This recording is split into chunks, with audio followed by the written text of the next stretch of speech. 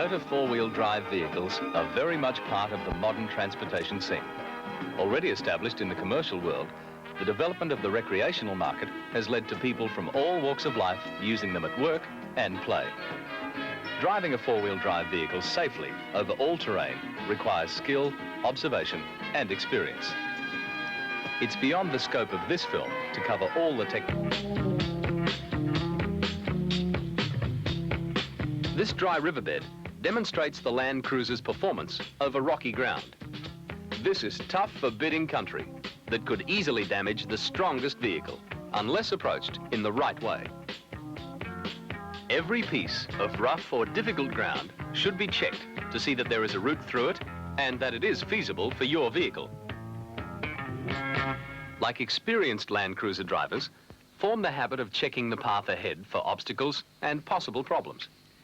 It's precautions like this that will save you time and effort and may save your vehicle from damage that could immobilize it. Building up holes and low spots will make a better road surface for your Land Cruiser to run on.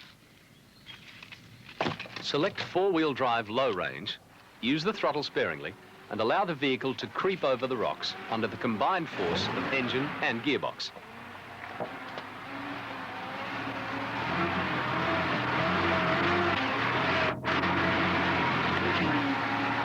Drive on the high spots to avoid bashing the lower parts of the vehicle, like the diff housing and suspension.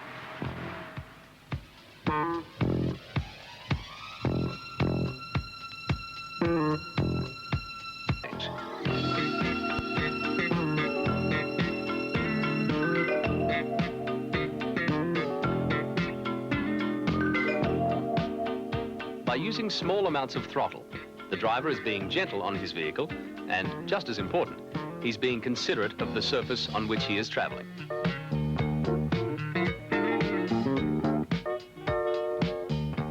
A steep rocky track in New South Wales, and a Land Cruiser driver is taking it easy to make sure of not damaging his vehicle.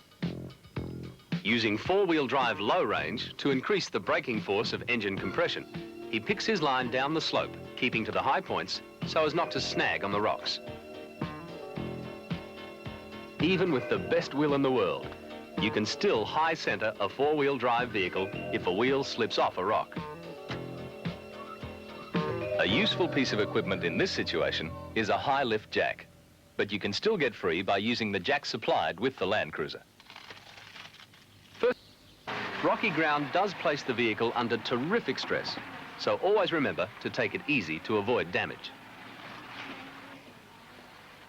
When rocky ground is underwater, a visual check on foot is vital, even if it means wading through it to see that there are no holes or large boulders. The crossing is made in four-wheel drive low range, at a slow, steady speed, without dropping engine revs and without changing gear, thus lessening the risk of getting water between the clutch plates. The Toyota Land Cruiser is admirably suited to handle water crossings. With high ground clearance, most electrical ignition components mounted up high, and four-wheel drive power to get it through, especially if the riverbed is loose or soft. As shown, if you undertake frequent and regular water crossings, it's wise to have your vehicle properly equipped, and it's also a good precaution to check your vehicle after every water crossing and to have it serviced when a trip is completed. If you're a member of a convoy, allow the vehicle ahead of you to complete its crossing before proceeding. Then, if the first vehicle gets into trouble, you won't be trapped behind it in midstream. The way across has to be checked on foot and the path marked with stakes to avoid any holes or big rocks. If the river is running strongly, the scout must take precautions to avoid being swept away, and a lifeline may be necessary.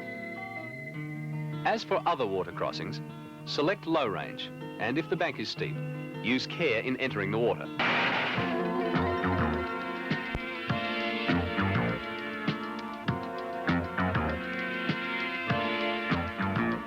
In the rugged Blue Mountains, west of Sydney, rough tracks wind a tortuous path through mountainous terrain, a reminder of the need for adequate access trails for fighting bushfires.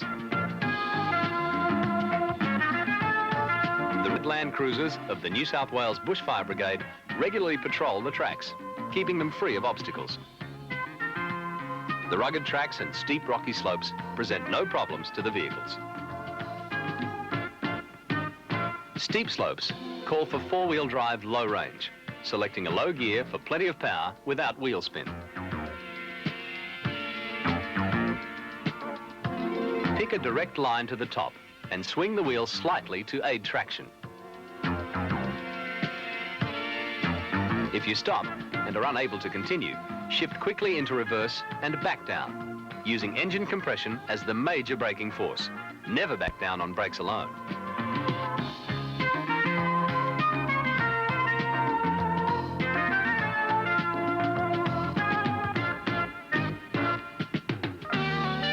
If the surface is loose, swinging the wheel to gain traction is usually more important.